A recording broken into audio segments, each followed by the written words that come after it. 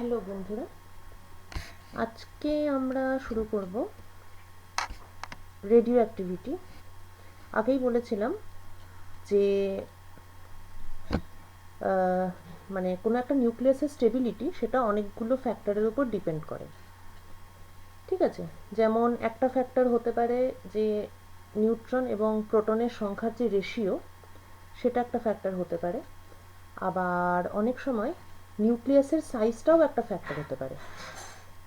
যেমন এইখানে যে কার্ভটা আছে, y অ্যাক্সিসে নাম্বার অফ নিউট্রন আর x অ্যাক্সিসে নাম্বার অফ প্রোটন।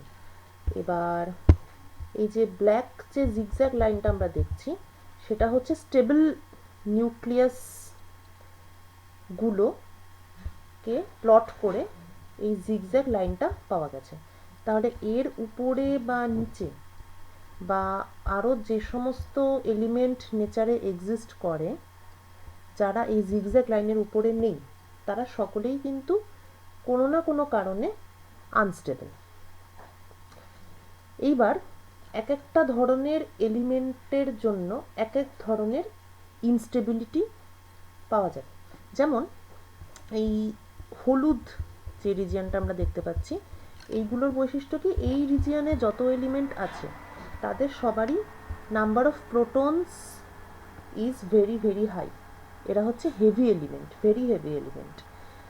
তাহলে যেসব এলিমেন্টের ক্ষেত্রে প্রোটনের সংখ্যাটা খুবই বেশি, তাদের ক্ষেত্রে সমস্যাটা কি, যে ওদের প্রোটনও বেশি এবং নাম্বার অফ নিউট্রনও বেশি, অর্থাৎ number of nucleons it is too large, and because of the Z is large and the N is also large, the size of nucleus is large. এবার লার্জ নিউক্লিয়াস হলে সমস্যা কি, যে নিউক্লিয়ার ফোর্স যেটা neutron আর প্রোটনকে একসঙ্গে ধরে রাখে, সেই নিউক্লিয়ার ফোর্স কিন্তু ভেরি শর্ট রেঞ্জ, আমরা আগেই দেখেছিলাম। তো because of that nuclear force does not work at large distances. সুতরাং লার্জ নিউক্লিয়াসকে ধরে রাখার ক্ষমতা নিউক্লিয়ার ফোর্সের নেই। সুতরাং large nucleus is not stable. তাহলে যত লার্জ নিউক্লিয়াস আছে ওরা স্টেবল নয় এবং ওরা স্পন্টেনিয়াসলি সাইজে ছোট হওয়ার চেষ্টা করে। স্পন্টেনিয়াসলি, এই পয়েন্টটা কিন্তু খুব ভাইটাল। নিজে নিজেই ওরা ডিকে করে কিছু কিছু পার্টিকেল রিলিজ করে ওরা নিজেদের সাইজ কমানোর চেষ্টা করে। এই যে স্পন্টেনিয়াসলি ওরা নিজেদের সাইজ কমানোর চেষ্টা করবে, this is natural decay process. নিজে নিজেই হয়, it's natural. So the nucleus is unstable এবং এই ইয়েলো রিজিয়নের এলিমেন্টগুলো আলফা পার্টিকেল ডিকে করে, আলফা পার্টিকেল অর্থাৎ helium. So they release, as in this diagram, suppose uranium, it is one element which lies in the yellow region. 92Z and 238 is its mass number, so it's naturally decays. It is not a stable element. It naturally decays into thorium, Z90 and mass number 234 and one alpha particle. Well,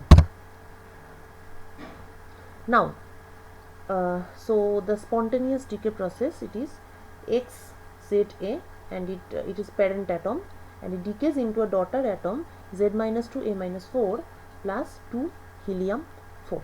Now any spontaneous decay process is always exothermic. কেন? কেননা it is spontaneous, তার মানে নিজে নিজেই হয়, অর্থাৎ বাইরে থেকে কোনো এনার্জি ওকে দিতে হয় না। সুতরাং বাইরে থেকে কোনো এনার্জি দিতে হয় না, তাহলে এটা কি করে, এই রিঅ্যাকশনটা এনার্জি অ্যাবজর্ব করে না, ও এনার্জি রিলিজ করে। যে সমস্ত প্রসেসে এনার্জি রিলিজ হয়, those processes are called exoergic, they release energy. তাহলে any spontaneous decay process is always exoergic. সুতরাং এনার্জি যেহেতু রিলিজ করে, তার মানে বোঝাই যাচ্ছে যে energy of x EX it should be greater than, এটা total energy, okay, so it should be greater than the sum of energy of the daughter atom and alpha particle.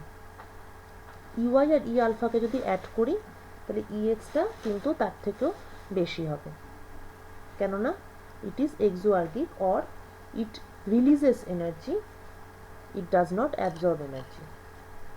এবার তাহলে কতটা এনার্জি রিলিজ হবে naturally, এটা তো বোঝাই যাচ্ছে energy conservation অনুযায়ী। So amount of released energy is EX minus EY minus E alpha. এবার রিলেটিভিস্টিক ফর্মুলা যদি ইউজ করি তাহলে mx minus my minus m alpha multiplied by c square, এবং this is the amount of energy released in any nuclear reaction is called Q value of that reaction, or যেহেতু এটা alpha decay, so it is in short it is called Q alpha. Now if we want to express this in terms of binding energy, then we will use the formula of the binding energy. Just এর আগের ক্লাসে আমি binding energy discuss করেছিলাম এবং সেখানে binding এনার্জির formula দেখিয়েছিলাম। তাহলে সেই বাইন্ডিং এনার্জির ফর্মুলা অনুযায়ী আমরা mx or mass of parent atom, mx এর জায়গায় আমরা লিখতে পারি zmh plus a minus z mn minus binding energy of x by c square. Okay, so if you remember that, তাহলে প্রত্যেকটা অ্যাটমের মাসের জায়গায় আমরা সেই অ্যাটমের বাইন্ডিং এনার্জির যে ফর্মুলা আছে সেই বাইন্ডিং এনার্জির ফর্মুলা এবং ওর প্রোটনের মাস আর নিউট্রনের মাস এগুলো দিয়ে আমরা মাসটাকে প্রত্যেকটা মাসকে রিপ্লেস করব, এবং তারপর ZMH NMN ইত্যাদি সব ক্যান্সেল আউট হয়ে যাবে, যেহেতু ইকুয়েশনের লেফট হ্যান্ড সাইডে রাইট হ্যান্ড সাইডে ওদের নাম্বারগুলো equal. Number of protons and number of neutrons on the left hand side and the right hand side of the equation, they are equal, so they cancel out, and finally we get the Q value of the alpha decay reaction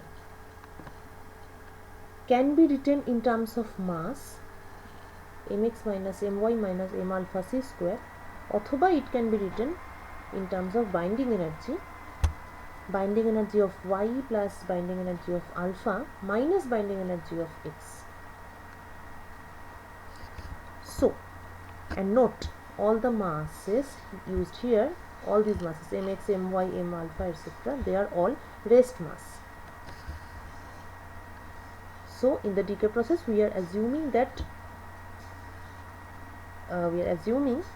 the elements are at rest. কিন্তু তারপর যে এনার্জিটা released হলো সেই released energy will be used as the kinetic energy of the daughter atom and the alpha particle. এখানে যে mx, my, m alpha use করছি আমরা সেগুলো সবগুলোই রেস্ট এনার্জি। তারপর যে কিউ আলফা যে এনার্জিটা রিলিজড হলো এটাই আমরা ক্যালকুলেট করলাম, সেই রিলিজড এনার্জির দ্বারা এরপরে ডটার অ্যাটম এবং আলফা পার্টিকেল এরা they will fly, they will get their kinetic energy from the energy released in the entire decay process. তাহলে কি ব্যাপারটা দাঁড়ালো যে প্যারেন্ট অ্যাটমটা প্রথমে রেস্টে ছিল, তারপর সেটা একা একাই ডিকে করলো, ডিকে হওয়ার ফলে থোরিয়াম এবং আলফা পার্টিকেল সৃষ্টি হলো। এই ডিকে প্রসেসে যে এনার্জি রিলিজ হলো সেই রিলিজড এনার্জি নিয়ে থোরিয়াম এবং আলফা পার্টিকেল দুটোই সার্টেন ভেলোসিটি গেইন করবে এবং ওরা মুভ করবে। তাহলে Q value of this particular reaction is used up as the kinetic energy of thorium and helium. Now, so the Q value of any reaction can be expressed in terms of mass as well as in terms of binding energy. The Q value of any reaction is equal to initial energy minus final energy, কেননা এই রিয়াকশনটা spontaneous এবং initial energy is greater than final energy, এবং it is equal to final binding energy minus initial binding energy. অর্ডারটা কিন্তু উল্টো, energy বা মাসের ক্ষেত্রে ইনিশিয়াল মাইনাস ফাইনাল, বাইন্ডিং এনার্জির ক্ষেত্রে ফাইনাল মাইনাস ইনিশিয়াল। বেশ, এরপর আমরা একটু ক্যালকুলেশন করব, এটা this is given as assignment. একটা পার্টিকুলার রিয়াকশন আমি বলে দিয়েছি ইউরেনিয়াম থেকে থোরিয়াম এবং হিলিয়াম। এবার সেখানে কিউ ভ্যালুর জন্য আমার কি দরকার হয়, mass of uranium, mass of thorium and mass of alpha. So I have supplied the data, and you will calculate the Q value of this reaction and let me know. First assignment. Next, we will concentrate on the calculation of the kinetic energy of the daughter atom and the alpha particle. Okay, now, so Q value is mx minus my minus m alpha times c square. এবার যদি এই just একটু আগেই বলছিলাম, যদি final প্রোডাক্টগুলো ওদের ground স্টেটে থাকে তাহলে কিন্তু যতটুকু এনার্জি রিলিজ হবে পুরোটাই ওদের কাইনেটিক এনার্জিতে কনভার্টেড হবে। তাহলে Q value of the reaction is equal to T alpha and T thorium. এখানে T alpha is kinetic energy of alpha particle, T thorium is kinetic energy of thorium. Energy conservation. Next হচ্ছে momentum conservation. একটু আগেই বললাম যে the parent atom it was at rest, parent অ্যাটমটা কিন্তু স্থির ছিল।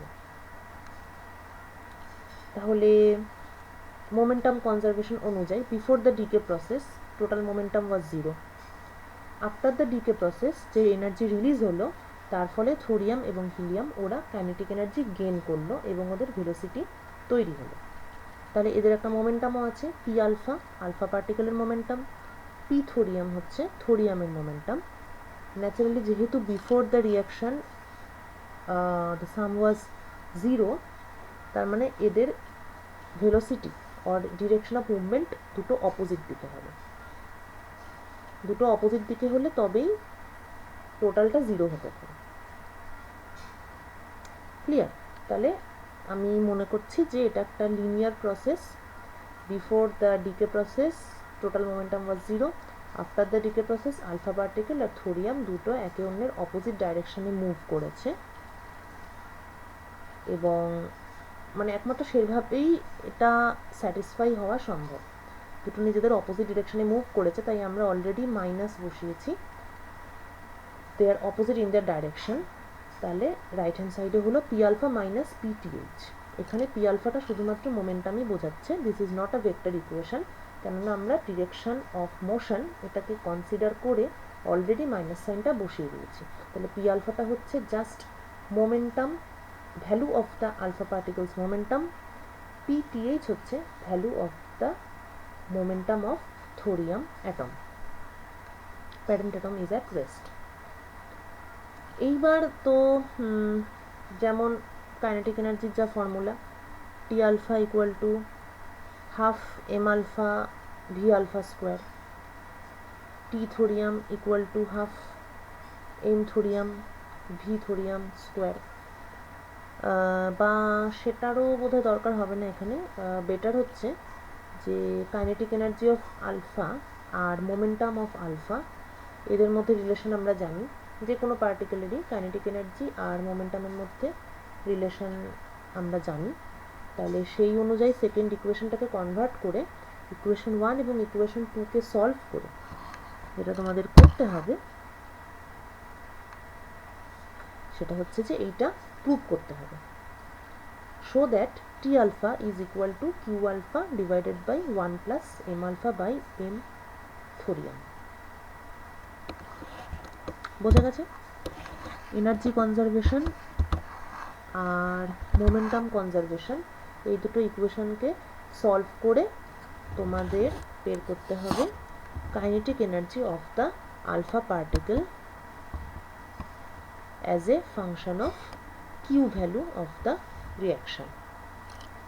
একদম সিম্পল নিউটনিয়ান ফিজিক্সে যেভাবে করতে, কেননা relation between momentum and kinetic energy does not change, সুতরাং সেই রিলেশনটা ইউজ করে একটু সামান্য যোগ বিয়োগ করলেই ব্যাপারটা চলে আসবে। এইবার তো চলে এলো, এখন কথা হলো যে আমরা তো সবগুলোর ভ্যালুই জানি। কিউ আলফা আমরা বের করেছি, অ্যাসাইনমেন্টে দিয়েছিলাম, আর আমরা এম আলফা জানি, এম থোরিয়াম জানি, সুতরাং using this formula we can calculate T alpha as well. তাহলে ফার্স্টে you will have to determine Q value of the reaction Q alpha, and from that you will have to find out kinetic energy of alpha, that is T alpha, both in the unit of MeV, million electron volt. Well, so much for the alpha particle. এরপর next যেটা কথা সেটা হচ্ছে এই decay প্রসেসে ঘটনা যেটা ঘটছে সেটা হলো ইউরেনিয়ামটা ডিকে করে থোরিয়াম আর হিলিয়াম হচ্ছে।